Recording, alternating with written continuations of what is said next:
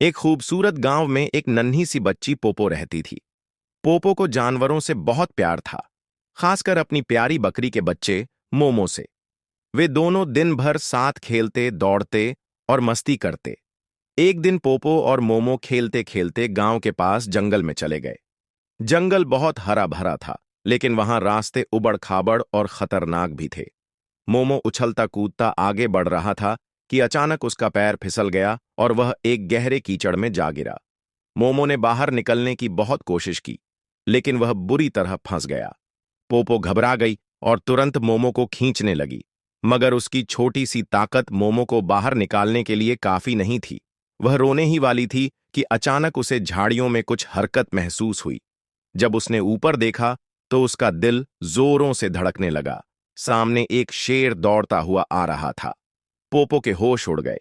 उसे समझ नहीं आया कि क्या करे, लेकिन फिर हिम्मत करके उसने जोर से चिल्लाकर अपने पापा को बुलाया।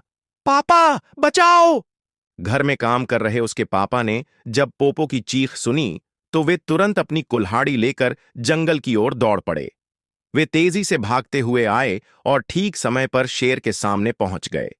जैसे ही शेर ने हमला करने की कोशिश की, पोपो के बहादुर पापा ने अपनी कुल्हाड़ी से एक जोरदार वार किया और शेर वहीं ढेर हो गया। पोपो के पापा ने जल्दी से मोमो को कीचड़ से बाहर निकाला और अपनी प्यारी बेटी का हाथ पकड़कर कहा, चलो बेटा, अब हमें फौरन घर चलना चाहिए। पोपो खुश तो थी, लेकिन थकान के कारण मुश्किल से चल पा रही थी। कुछ ही दूर चले थे कि पोपो रुक गई और बोली, पापा, मैं बहुत थक गई हूं, अब मुझसे चला नहीं जा रहा। यह सुनकर उसके पापा मुस्कुराए।